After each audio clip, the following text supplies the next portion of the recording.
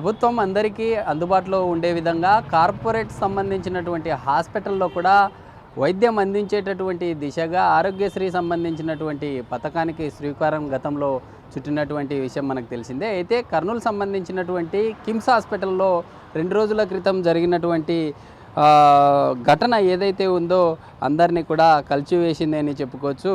ఆరోగ్యశ్రీ సంబంధించినటువంటి ఏదైతే ఈ డెంగ్యూ సంబంధించినటువంటి ఫీవరు సంబంధించినటువంటి బారిన పడినటువంటి కావేరి అనేటటువంటి చిన్నారి ప్రకాశం జిల్లాకు చెందినటువంటి చింతలపల్లి గ్రామం నుండి మొదటగా అక్కడి నుండి నేరుగా నంద్యాల సంబంధించినటువంటి ఒక హాస్పిటల్లో ట్రీట్మెంట్ చేయించుకోవడం జరిగింది. అక్కడి నుండి ఆర్ఎంపీ రెఫర్ చేయడం ద్వారా కర్నూలు సంబంధించినటువంటి కిమ్స్ హాస్పిటల్కి రెఫర్ చేశారు. ఇదే హాస్పిటల్లోనే కావేరి 6 సంవత్సరాల చిన్నారి ఇక్కడే ఈ యొక్క హాస్పిటల్లో ట్రీట్మెంటు చేయించుకోవడం జరిగింది. అయితే ముందుగా ఆరోగ్యశ్రీ సంబంధించినటువంటి కార్డు అప్లికబుల్ అవుతుందని హాస్పిటల్ సంబంధించినటువంటి సిబ్బంది చెప్పడంతో ఈ యొక్క హాస్పిటల్లో జాయిన్ కావడం జరిగిందంటూ కూడా పేరెంట్స్ చెప్తూ ఉన్నారు. అయితే హాస్పిటల్లో దాదాపుగా ట్రీట్మెంట్ సంబంధించినటువంటి వారి పేరిట 4 లక్షల రూపాయలు హాస్పిటల్ సంబంధించినటువంటి యాజమాన్యం దండుకుంది అని కూడా బాధితులు ఆరోపిస్తూ ఉన్నారు. అయితే మనం విజువల్లో చూసేటటువంటి పాయింట్ ఏదైతే ఉందో ఎగ్జాక్ట్గా ఇదే హాస్పిటల్ సంబంధించినటువంటి ఈ ఆవరణంలో దాదాపుగా ఠాగూర్ సినిమాలో చిరంజీవి ఆ యొక్క సినిమాలో ఏ విధంగా అయితే నటించారో డెడ్ బాడీని తీసుకెళ్ళి హాస్పిటల్లో మా అన్నయ్యను కాపాడండి, ఎంత అమౌంట్ అయినా పర్లేదు అంటూ చేసినటువంటి ఆ డ్రామా ఏదైతే ఉందో అలాంటి డ్రామానే కిమ్స్ సంబంధించినటువంటి హాస్పిటల్లో రిపీట్ అయిందని బంధువులు కావచ్చు తమ తల్లిదండ్రులు ఆరోపిస్తున్నారు. ఎందుకంటే అమ్మాయి చనిపోయిందా బతికుందా అనేటటువంటి విషయం కూడా మాకు తెలియదు. కేవలం అక్కడ ఉండేటటువంటి ఎక్విప్మెంట్స్ ఏవైతే ఉన్నాయో ఆ ఎక్విప్మెంట్స్ ద్వారా ఈ యొక్క అంతా యాక్షన్ చేశారు అంటూ కూడా బంధువులు ఆరోపిస్తూ ఉన్నారు. అయితే అదంతా ఒక విధంగా నడిచింది. ఆ రోజు ఇక్కడ ఉండేటటువంటి కిమ్స్ హాస్పిటల్లో ఇక్కడ మీ పాపకు చాలా సీరియస్గా ఉంది, ఇక్కడ నుండి ప్రభుత్వ సంబంధించినటువంటి హాస్పిటల్కు తీసుకెళ్లాలంటూ కూడా చెప్పడంతో ఎందుకు దాదాపుగా 4 లక్షల రూపాయల వరకు ఇక్కడే ట్రీట్మెంట్ చేయించుకున్నామంటూ హాస్పిటల్ సంబంధించినటువంటి సిబ్బందితో వాగ్వాదానికి దిగడం జరిగింది. అయితే అక్కడ ఉండేటటువంటి సిబ్బంది కావచ్చు హాస్పిటల్ వారు అక్కడ నుండి అమ్మాయి సంబంధించినటువంటి డెడ్ బాడీని స్ట్రక్చర్ మీద బయటికి తీసుకొని వచ్చినటువంటి క్రమంలో ఇక్కడే మనం చూసేటటువంటి పాయింట్ ఏదైతే ఉందో విజువల్లో చూసేటటువంటి పాయింట్లోనే అమ్మాయి సంబంధించినటువంటి బాడీని స్ట్రక్చర్ మీద ఉండే క్రమంలో ఒక నర్సు ఈ యొక్క అంబ్రిల్లా ఏదైతే ఉందో ఆ గొడుగును పట్టుకొని ఉండేటటువంటి విజువల్ అందరినీ కలిచివేసింది అని చెప్పుకోవచ్చు.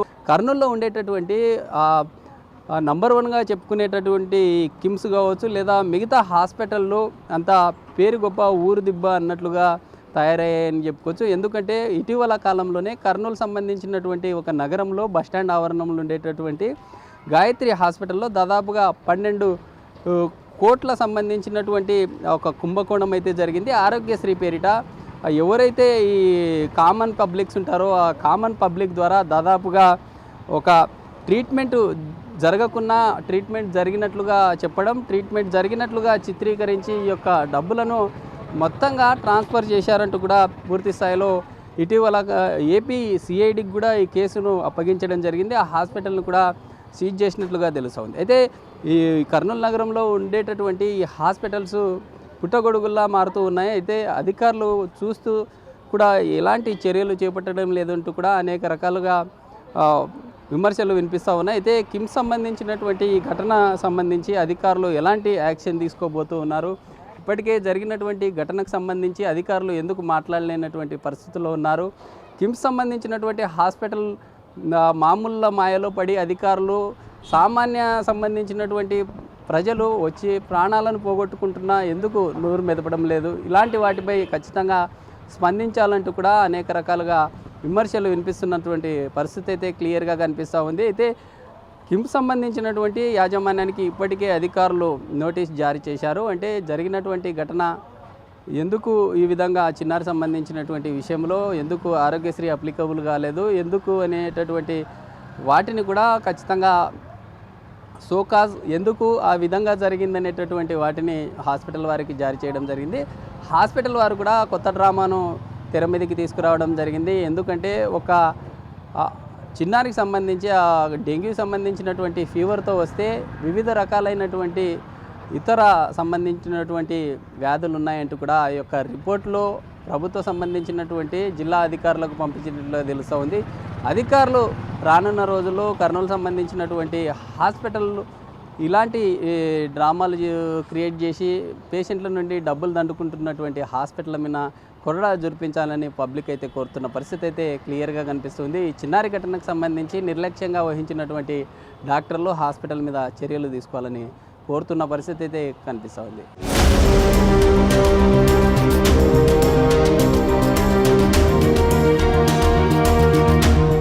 కార్పొరేట్ హాస్పిటల్లో కూడా ఆరోగ్యశ్రీ ద్వారా ఉచిత వైద్యాన్ని అందిస్తూ ఉన్నారు. అయితే కర్నూలు నగరంలో మొన్న జరిగినటువంటి ఇన్సిడెంట్ ఏదైతే ఉందో ప్రకాశం జిల్లాకు సంబంధించినటువంటి ఒక చిన్నారి సంబంధించి కర్నూలులో ఉండేటటువంటి కిమ్స్ హాస్పిటల్లో వైద్యం చేయడం జరిగింది. సార్, ప్రధానంగా అక్కడ ఉండేటటువంటి కిమ్స్ హాస్పిటల్లో ఆరోగ్యశ్రీ అప్లికబుల్ అవుతుందని ఒక పేషెంట్ను జాయిన్ చేయించడం జరిగింది. ఆ తర్వాత అమ్మాయి చనిపోయింది. 4 లక్షలు మేము ఖర్చు చేశామని బాధితులు చెప్తా ఉన్నారు. ఆరోగ్యశ్రీ ఎందుకు అప్లికబుల్ కాలేదు? హాస్పిటల్ సంబంధించినటువంటి యాజమాన్యం మీద ఎలాంటి చర్యలు తీసుకున్నారు? ఇప్పుడు కావేరి అనే పాప 6 సంవత్సరాల వయసు గల పాప గిద్దలూరు నుంచి కర్నూలుకు రావడం జరిగింది. సో ఆ పాపకు యాక్చువల్గా డెంగ్యూ ఉంది అని చెప్పేసి వీళ్ళు పేరెంట్స్ వాళ్ళు చెప్పడము. బట్ హాస్పిటల్లో డెంగ్యూకు మాత్రం ఖచ్చితంగా ఎన్టీఆర్ వైద్య సేవ అనేది వర్తిస్తుంది. సో నేను పేపర్లో చూడడం ప్రకారం 4 లక్షలు డబ్బులు వసూలు చేసినారని చెప్పి చూడడం జరిగింది. సో నేను పోయేసి హాస్పిటల్లో ఎంక్వైరీ చేసిన తర్వాత మేము ప్రాథమిక నిర్ధారణకు ఏమని వచ్చాము అంటే కనుక డెంగ్యూనే ఉండొచ్చు అని చెప్పేసి నా అనుమానం ఉంది. సో దానికోసం నేను హాస్పిటల్లో ఉండే ఆ పాపది కేస్ షీట్ హ్యాండ్ ఓవర్ చేసుకోవడం జరిగింది. మా ట్రస్టు అధికారి మా హయ్యర్ ఆఫీసర్ కూడా నాకు ఇన్స్ట్రక్షన్స్ ఇవ్వడం జరిగింది. కేస్ షీట్ హ్యాండ్ ఓవర్ చేసుకొని మాకు పంపించమని చెప్పేసి మొత్తం ఆ బేబీకి సంబంధించిన కేస్ షీట్ ఏమైతే ఉందో దాంట్లో ఉండే బ్లడ్ రిపోర్ట్స్ కానీ అల్ట్రాసౌండ్ సోనోగ్రఫీ రిపోర్ట్స్ కానీ తర్వాత డాక్టర్ ట్రీట్మెంట్ ఇచ్చినట్టు కానీ మొత్తం ఆ కేస్ షీట్ అంతా soft copy with hard copy మొత్తం ట్రస్ట్కి పంపించడం జరిగింది. సో ట్రస్ట్ గైడ్లైన్స్ ప్రకారం ఏమైతే ఇన్స్ట్రక్షన్స్ వస్తాయో తగిన చర్య అనేది హాస్పిటల్ మీద తీసుకోవడం జరుగుతుంది. ఆ కుటుంబానికి తగిన న్యాయం కూడా చేయడం జరుగుతుంది. అయితే ఉండేటటువంటి హాస్పిటల్ యాజమాన్యం కూడా ఖచ్చితంగా ఆరోగ్యశ్రీ అప్లికబుల్ అవుతుంది అంటేనే మేము అక్కడ జాయిన్ అయ్యామని బాధితులు చెప్తూ ఉన్నారు. ఎందుకు అంటే అక్కడ ఉండేటటువంటి ఆరోగ్యశ్రీ సంబంధించినటువంటి ఆరోగ్య మిత్రుల ఉండేటటువంటి నిర్లక్ష్యం వల్లే ఇలా జరిగిందని. సో ఆరోగ్య మిత్ర నిర్లక్ష్యం అనేది కాదు, ఇది యాక్చువల్గా ఒక 2 డే అడ్మిషన్ అయిన రోజు రాత్రి అడ్మిషన్ అయ్యారు వాళ్ళు. సో ఆరోగ్య మిత్ర డ్యూటీ టైమింగ్స్ వచ్చేసి ఉదయం 9 గంటల నుంచి 4 గంటల వరకు మాత్రమే ఆరోగ్య మిత్ర ఉంటారు. ఒకవేళ రాత్రి అడ్మిట్ అయిన కేసు ఏమన్నా ఉంటే గినక ఉదయం వచ్చేసి మరుసటి ఉదయం వాళ్ళ బంధువులు ఆరోగ్యశ్రీ డెస్క్ దగ్గరికి వచ్చేసి మిత్ర దగ్గరికి వచ్చేసి మేము పలానా జబ్బు కింద జాయిన్ అయినామని చెప్తే కనుక వారికి తగు న్యాయం అనేది జరుగుతుంది. సరే, ఈ మధ్యకాలంలో చూసాం కర్నూలు నగరంలో ఉండేటటువంటి ఒక హాస్పిటల్ దాదాపుగా 12 కోట్ల రూపాయలు ఆరోగ్యశ్రీ కింద స్కామ్ చేసిందని హాస్పిటల్ కూడా క్లోజ్ చేయడం జరిగింది. అలాంటి హాస్పిటల్ మీద కూడా యాక్షన్స్ ఏదైనా ఫర్దర్గా ఉందా? అంటే ఈ హాస్పిటల్ కూడా కర్నూలు నగరంలో వన్ ఆఫ్ ద బెస్ట్ హాస్పిటల్గా ప్రజలు నమ్మేవారు. ఇలాంటి హాస్పిటల్లో అమౌంట్ ఆరోగ్యశ్రీ పేరిట దోపిడీ చేస్తున్నారనేటటువంటి ఆరోపణలు వస్తూ ఉన్నాయి. మీరు డిస్ట్రిక్ట్ కోఆర్డినేటర్గా ఏం చెప్తారు? సో ఖచ్చితంగా మేము ఈ వైద్య మిత్ర హెల్ప్ డెస్క్ దగ్గర మిత్ర ఫోన్ నెంబర్ ఉంటుంది, తర్వాత టీమ్ లీడర్ ఫోన్ నెంబర్ ఉంటుంది, డిస్ట్రిక్ట్ కోఆర్డినేటర్గా నా ఫోన్ నెంబర్ ఉంటుంది, డిస్ట్రిక్ట్ మేనేజర్ ఫోన్ నెంబర్ ఉంటుంది. దీంట్లో ఏ ఫోన్ నెంబర్కు ఏ టైంలో ఫోన్ చేసినా కూడా మేము రెస్పాండ్ అవుతాము. సో మీకు ఏమైనా అనుమానాలు ఉంటే ఈ ఫోన్కు ఫోన్ చేసేసి నివృత్తి చేసుకోవచ్చు. ఇటువంటి కేసెస్ మీకు ఏమైనా ఎదురుపడినప్పుడు సో ఇప్పుడు ఫర్ ఎగ్జాంపుల్ ఒక హాస్పిటల్ బస్టాండ్ దగ్గర ఉండే హాస్పిటల్ దాన్ని క్లోజ్ చేయడం జరిగింది. దానికి పెనాల్టీ కూడా 5,75,00,000 రూపాయలు విధించడం జరిగింది. సో ఆ కేసు కూడా సిఐడి టేకప్ చేసింది. ఆ కేసు మీద విచారణ కూడా జరుగుతుంది. ఇటువంటి ఏ హాస్పిటల్ను కూడా వదిలిపెట్టే ప్రసక్తే ఉండదు ఇటువంటి మాల్ ప్రాక్టీస్ చేస్తే కనుక. సో ఖచ్చితంగా ప్రజలు కూడా దీని మీద అవగాహన పెంచుకొనేసి మీకు 104 కాల్ సెంటర్ అనేది ప్రతి ఒక్క చోట డిస్ప్లే చేసినారు. 104 ఫోన్ నెంబర్కు ఫోను చేయొచ్చు. లేదా ప్రతి సోమవారం అనేది మనకు ప్రజా గ్రీవియన్సెస్ డే అని చెప్పి చేస్తారు కలెక్టరేట్లో. అక్కడ మీకు ఏ సమస్య ఉన్నా కూడా ఒకటి నేను ప్రజలకు విన్నవించేది ఏమిటంటే కనుక మీరు ₹1 హాస్పిటల్కు పే చేసినా కూడా దాని బిల్ అనేది తీసుకోండి. బిల్లు ఉంటే కనుక ఖచ్చితంగా మనము అడిగేదానికి ఆస్కారం అనేది ఉంటుంది. మీరు కిమ్స్ హాస్పిటల్కి నోటీసు సబ్మిట్ చేశారు. నోటీస్ సబ్మిట్ చేస్తే వారు మీకు ఎలాంటి ఫర్దర్గా ఎలాంటి దానికి సంబంధించి సమాచారం అంటే ఆన్సర్ చేశారు, దానికి సంబంధించి ఏదన్నా కొలిక్కి వచ్చిందంట? సో వాళ్ళు ఇచ్చిన డిసీజు ఒక విధంగా ఉందండి. అది మొత్తం వచ్చేసి ఒక 4-5 నేమ్స్తో ఇచ్చారు. సో దానికి ఏదో లివర్ డ్యామేజీ, తర్వాత నెక్స్ట్ ఆల్వియోలార్ డిస్ఫంక్షను, తర్వాత ఫెరిటిన్ హై లెవెలు అని చెప్పి ఇచ్చారు. సో మేము ప్రాథమిక నిర్ధారణకి ఏమొచ్చాము అంటే కనుక కేస్ షీట్లో ఒక సైడ్ వచ్చేసి ఫీవర్ విత్ హెమరేజిక్ అని చెప్పేసి ఉంది. ఆ వర్డ్ వచ్చేసి డెంగ్యూకి వాడతారు. సో దీని ప్రకారం దీని మీద తగు విచారణ పైన ట్రస్ట్ లెవెల్లో టీమ్ ఆఫ్ డాక్టర్స్ స్పెషలిస్టులు అందరు కూర్చొని డిసైడ్ చేసి వాళ్ళ మీద ఏం యాక్షన్ తీసుకోమంటే తీసుకుంటాం. అయితే దీనికి సంబంధించి జిల్లా సంబంధించినటువంటి అధికారులు ఏదన్నా ఒక కమిటీ వేసి ఆ హాస్పిటల్ సంబంధించి విచారణ ఏమన్నా చేపట్టడం స్పెషల్గా చేయడం జరిగిందండి? అది ఇంకా జరగలేదండి. ఓన్లీ నాకు మాత్రమే ఇన్స్ట్రక్షన్స్ ఇచ్చారు యాజ్ ఏ ఆరోగ్యశ్రీగా. సో నేను వచ్చేసి డిస్ట్రిక్ట్ కోఆర్డినేటర్గా నేను పోయి ప్రాథమిక విచారణ చేపట్టడం జరిగింది. నేను ఏమైతే విచారణ చేపట్టానో దాని ఫైండింగ్స్ వచ్చేసి నేను ట్రస్ట్కు తెలియజేయడం జరిగింది. ట్రస్ట్ నుంచి ఫర్దర్ యాక్షన్ ఏమైతే తీసుకోవాలని చెప్తారో దాని ప్రకారం నేను హాస్పిటల్ మీద తగు చర్యలు తీసుకోవడానికి రెడీగా ఉంది. కొన్ని హాస్పిటల్స్లో ఆరోగ్యశ్రీ కొన్ని వ్యాధులకు అప్లికబుల్ అయినా కానీ అవి అప్లికబుల్ కాదని కొన్ని రోజుల పాటు టెస్టులు కావచ్చు లేదా వైద్యం అందించిన తర్వాత ఆరోగ్యశ్రీకి అప్లికబుల్ అయ్యే విధంగా చేస్తూ ఉన్నారు. అలాంటి హాస్పిటల్ మీద ఫర్దర్గా మీరు ఎలాంటి యాక్షన్ తీసుకుంటారు? ఆరోగ్యశ్రీని అంటే హాస్పిటల్కి ఎంట్రెన్స్లో ఎలాంటి డిస్ప్లే చేయాలి? ఆరోగ్య మిత్ర ఎలాంటి వచ్చేటటువంటి పేషెంట్కి గైడ్ చేయాలంట? సో ఇప్పుడు ఈ ప్రతి నెట్వర్క్ అంటే కనుక ఎన్టీఆర్ వైద్య సేవ కింద రిజిస్టర్ అయిన హాస్పిటల్స్ అన్నిటికీ ఇన్స్ట్రక్షన్స్ ఇవ్వడం జరిగింది. సో మీ హాస్పిటల్లో ఆరోగ్యశ్రీ ఉండొచ్చు, కానీ ఒక డిసీజు ఒక డిపార్ట్మెంటు మీ హాస్పిటల్ రిజిస్టర్ కాకుండా ఉండొచ్చు. సో దానికోసం మేమేం చెప్పాలంటే కనుక పేషెంట్కు వీడియో కౌన్సిలింగ్ ఇవ్వాలా. ఆ వీడియో రికార్డింగ్ మా ఆరోగ్య వైద్య సేవ మిత్ర సమక్షంలో జరగాల. సో బాబు నీకు పలానా డిసీజ్ వచ్చింది, ఇది ఆరోగ్యశ్రీ కింద వస్తుంది, కానీ మా హాస్పిటల్లో ఆ జబ్బుకు మా హాస్పిటల్లో రాదు, మీకు పలానా హాస్పిటల్లో వస్తుంది అని చెప్పి ఆ హాస్పిటల్కు రెఫర్ చేయడం. లేదు మీరు రెఫర్ చేయడానికి ఇష్టం లేదంటే కనుక కనీసం మన ప్రభుత్వ జనరల్ ఆసుపత్రికి కూడా రెఫర్ చేసేసి అది వీడియో రికార్డింగ్ అనేది ఖచ్చితంగా ఉండాలి.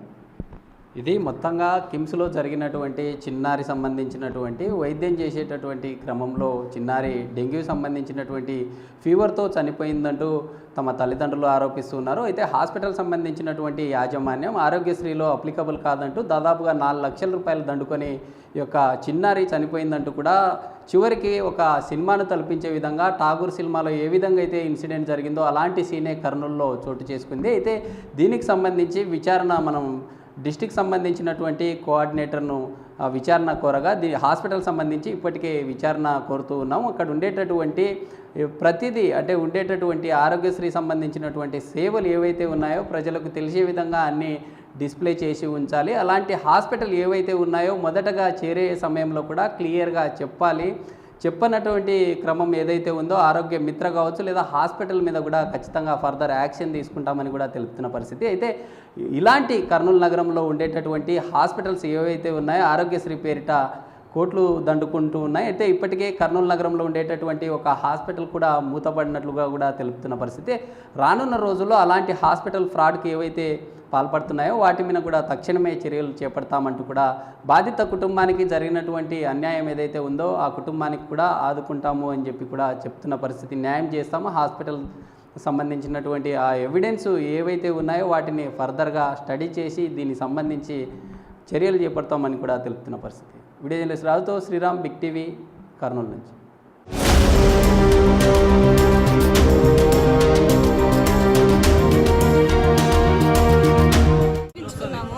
చూపించుకుంటే డింగు జ్వరం అదేందో అన్నారు సార్ వాళ్ళు.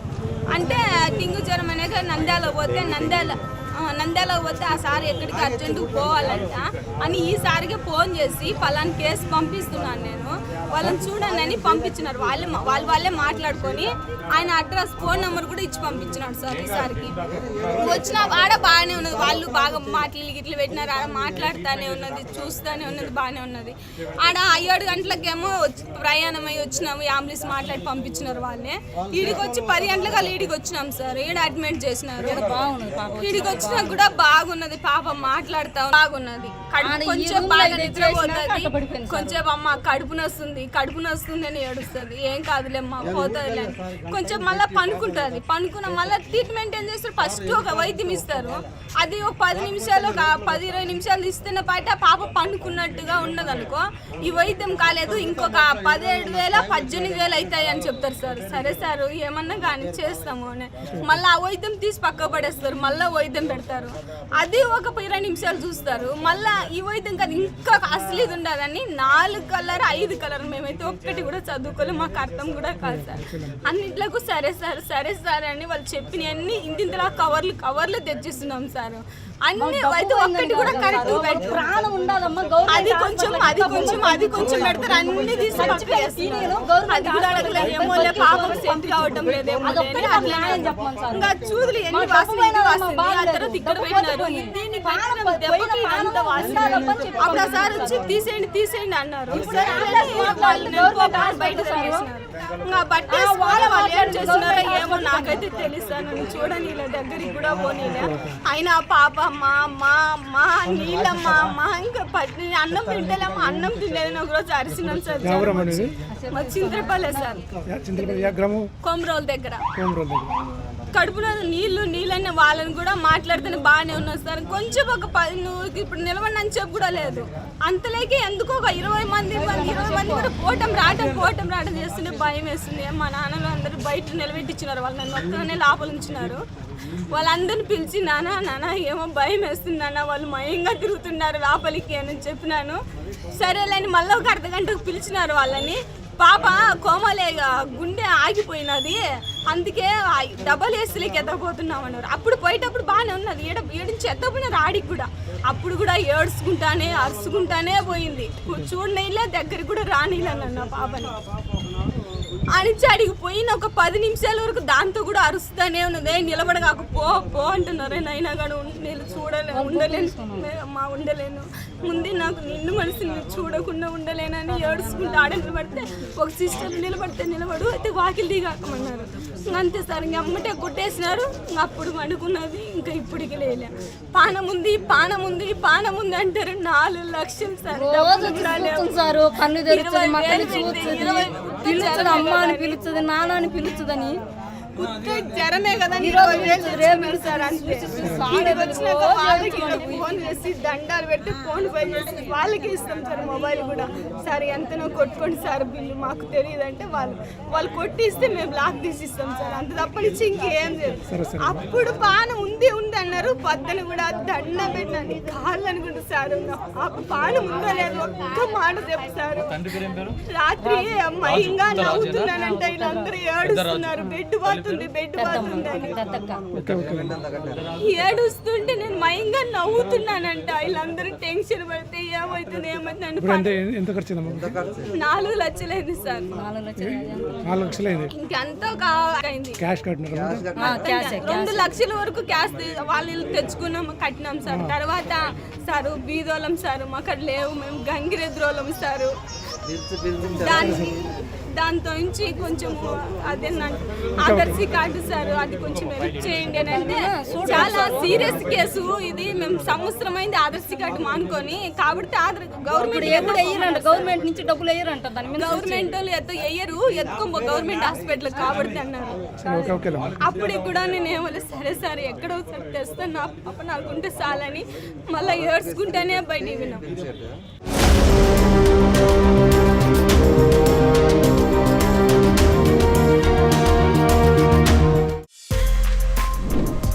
For more videos like this, subscribe Big TV channel.